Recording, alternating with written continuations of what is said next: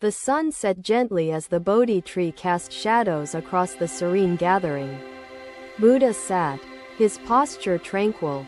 Disciples surrounded him, their faces reflecting the thirst for wisdom. Buddha's silence was profound, like a still lake. Finally, Buddha spoke, his voice like a breeze carrying truth. Your pain arises not from life itself, but your perception. Suffering is rooted in the restless mind. An agitated mind resembles turbulent water, unable to reflect the sky's peace. Observe your thoughts, and do not attach meaning to fleeting emotions. A calm mind sees clearly and suffers less. Once, in a distant village, I encountered a farmer overwhelmed by grief. His crops had failed miserably. He cried, "The gods have cursed me." His anguish painted a picture of his despair and desperation. Now, observe the emptiness, he continued, gesturing to the bowl. It does not mourn its void nor crave fullness. A ripple of confusion passed through the group, expressions ranging from curiosity to deep contemplation of his words. "Master," Ananda began, his tone thoughtful, "to suffer well, one must learn acceptance as the river embraces the stone." The farmer found solace through stillness.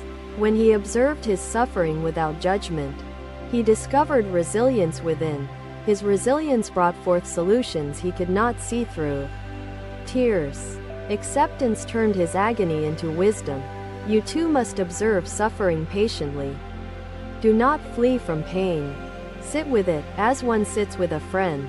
As I wandered through lands, I met many consumed by suffering, yet few understood its roots within attachment. Disciples. Suffering does not punish, it teaches.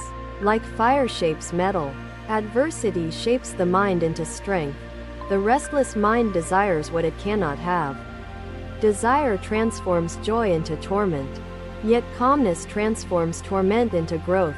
Once, a merchant sought my guidance. Precisely, the Buddha said. The bowl holds the water without claim, without distortion, reflecting its essence without attachment. He poured the water back, the sound of its return a soft reminder of the impermanence of all things. Let this bowl teach you, he said. True confidence arises not from holding tightly but from embracing the flow of life. Master, said Dhananjaya, his voice hesitant but steady, is this why we struggle? Because we refuse to release our burdens? The Buddha turned to him, his eyes a depthless well of understanding and compassion. Disciples. Suffering demands surrender. Surrender is neither defeat nor escape. It is embracing life as it is. Remember, suffering flows like a river, altering paths yet nourishing growth. A calm mind navigates its currents wisely. The mind can be taught stillness. Like a bird taught to find refuge amidst storms, learn stillness and thrive. Pain will visit you, yet let it teach you. Do not fight life's trials but receive their lessons. Disciples. Wisdom blooms in silence. As this tree roots into earth for nourishment, root your minds in calmness. The disciples bowed, carrying Buddha's words deeply. Like seeds planted in fertile soil, Buddha's teachings lingered, guiding their paths. Another day, the Buddha walked among the villagers, observing their joys and sorrows as they carried on with their lives. The market bustled with traders selling wares. Children laughed and ran, while beggars sat quietly by the crowded road. Buddha's disciples followed close, their hearts eager for the wisdom that always emerged from their teacher's observations. Suddenly, Buddha stopped. His gaze settled upon a beggar seated against the stone wall, his bowl empty before him. The beggar's face was worn, etched with lines of despair. Yet he looked to Buddha with a flicker of hope. Buddha knelt before the beggar, lifting his own bowl, filled with fresh rice. The disciples watched, confusion spreading. Master, one disciple whispered, why lower yourself for one whose life holds so little compared to yours? Buddha turned to his disciples, his gaze steady and serene. Compassion does not diminish the giver. It enriches both. The beggar hesitated, whispering, "How can one as great as Buddha stoop to serve someone as low as me?" Buddha smiled gently, replying, "A flame does not shrink when it lights another. Compassion is like that flame, boundless in its gift. Giving binds humanity together. To ignore suffering is to ignore the bonds that define life itself," Buddha continued. The beggar's bowl may seem empty, yet his heart carries weight unseen by those who refuse to look. You, too, suffer at times. Would you not yearn for compassion, to ease your burdens when life turns harsh? Buddha handed his bowl to the beggar, who accepted it with trembling hands, his eyes glistening with gratitude. The disciples felt the weight of their master's words sink into their hearts, shifting their understanding of kindness. As they walked onward, Buddha spoke again. "Compassion is the lantern that lights the paths of those lost in darkness. Once, a widow came to me in despair. She had lost her family and felt her heart shattered. She cried, 'Buddha, I have nothing left. Why should I continue living in a world so cruel?'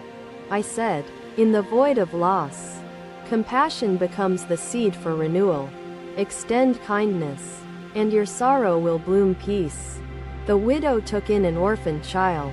Through her care, her heart found joy again. Her suffering transformed. Compassion heals the giver, not just the receiver. Kindness shared grows like the roots of this tree before us." Disciples nodded, reflecting deeply. Buddha's words resounded, guiding them to embody compassion as their sacred responsibility in life. As the market closed, Buddha's lesson lingered, a lantern of wisdom illuminating their souls as twilight fell. Another day, Buddha led his disciples along rugged mountain trails, where steep paths challenged both their bodies and their resolve. The disciples carried their belongings, their faces etched with fatigue. Buddha observed silently, walking steadily, his presence calm and unwavering. At last, Buddha halted their journey near a clearing. He turned, addressing them, his voice steady as the mountain air. "Disciples, the weight you bear is not solely the mountain's doing. It is the burden you have chosen to carry. Each item in your satchel, though small, grows heavy with every step. Desire burdens the heart just as possessions burden the body. A merchant once approached me, his hands trembling as he held a golden trinket, his prized possession above all else. He said, 'Buddha, this treasure brings me joy, yet I fear losing it every day. How do I find peace?' I replied, 'Release it. Desire binds you to joy, yet binds you equally to fear. Let go, and peace follows.' The merchant hesitated, unable to surrender his precious trinket. His heart clung to it, even as suffering clung to his heart. You, too, hold desires tightly. Each step upon this mountain grows harder with the weight of longing clinging to you, disciples. Suffering springs from attachment. To suffer well, one must learn to release the grip on desires clouding the mind. A prince once renounced his palace, wealth, and servants to walk as a humble monk, seeking freedom from worldly chains. The prince came to me and said, 'I have given up everything, yet my heart longs for the praises of others.' I told him, 'Your freedom is incomplete. To rise above suffering, you must release even the intangible desires of the heart.' The prince surrendered his longing for recognition. Only then did his path truly begin, free from the burdens of desire. Disciples, each step on this path carries lessons. Release what binds you, and you will climb higher, freer, unhindered." Buddha gestured to the summit above, its distant peaks seeming attainable now, without the weight they held so tightly. The summit represents peace, yet it cannot be reached while carrying the heaviness of desires and attachments in your hearts. Once, I witnessed an elderly woman walking through her garden, her hands empty, yet her heart overflowing with joy. She said to me, Buddha, I own nothing but the sky above me. It is enough to make me smile. The garden was bare, yet her soul blossomed. Her freedom lay in her acceptance of the world's simplicity as abundance. You must learn to walk as she did. Disciples, empty your hands, lighten your hearts, and find joy in simplicity. The disciples bowed, casting aside their possessions and desires, finding liberation in each lightened step as they resumed their climb. The mountain echoed Buddha's wisdom, guiding their journey onward, unburdened and transformed, toward the summit's promised peace and clarity. Its confidence does not lie in rigidity, but in embracing change without losing its essence. Another disciple, Anupama, ventured forward. Thank you for watching. Buddha's teachings are always with you.